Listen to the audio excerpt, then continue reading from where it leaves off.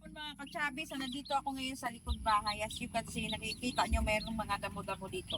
So bubunutin ko muna itong mga damo at pagkatapos ay itatanim ko itong apali. Some kind of root crops. So I'm going to plant this root crops over here. But first, I need to remove the weeds over there. Over here pala. And then, kailangan natin mag ano tawag niya, magbuho. Yan. Para ipakita natin kung paano natin itanim yung ating mga root crops. Para tong mga bagging eh. So kailangan pero maganda talaga siya itanim yung wala siyang mga bato-bato. Para maganda. Ang kagandahan lang dito guys sa apali, kahit hindi mo na siya lagyan ng fertilizer, mga abono, mga etc. Basta hindi mabato yung lupa, pero mabato pa rin itong pagtaniman natin, maglalaman talaga siya ng madami. At kung medyo malambot. Ayan. So ito, pwede na rin to kahit papano. Ayan.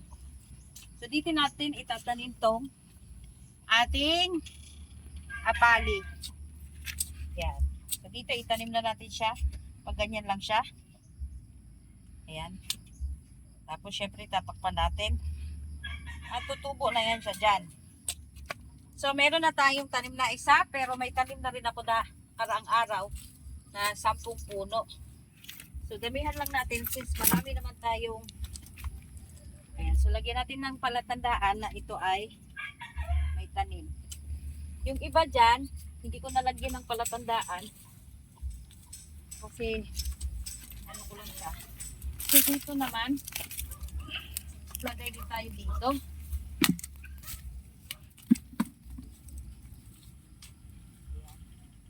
Lagyan din natin ito dito ng isa pa.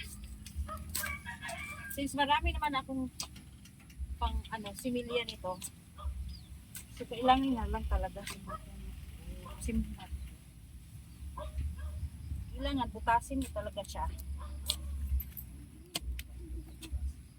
Mas maganda nga ito kung mapikot. Para makuha talaga yung mga bato. Kasi pag malambot yung lupa na pinagtaniman mo ng yung apali, ay talagang maglalaman siya ng marami. I-remove lang natin yung mga maliliit na bato. So ito naman yung itatanim natin dito, pangalawang puno na ito.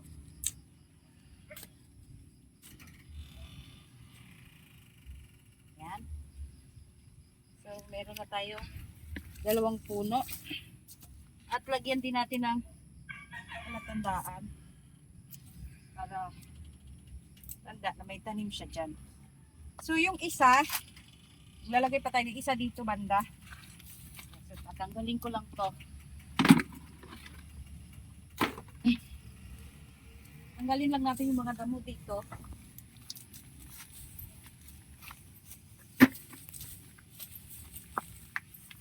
Saglit lang.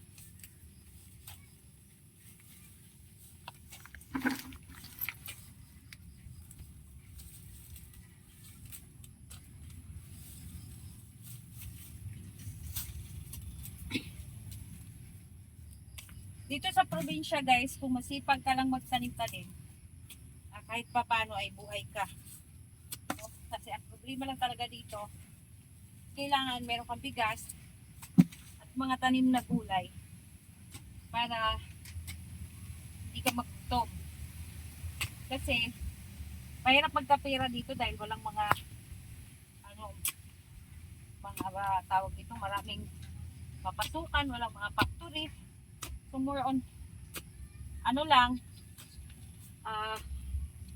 construction lang,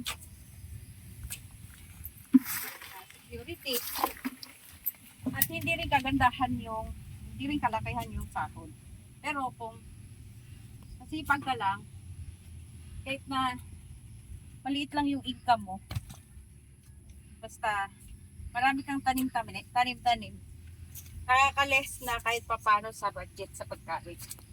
So last one na itatanim natin Ay, ito, very cute. Pero pag nakikita nyo na kasi na mayroon na siyang puti-puti dyan na sibol, pwede na siya itanim. So, yan yung palatandaan. At dito natin ilalagay.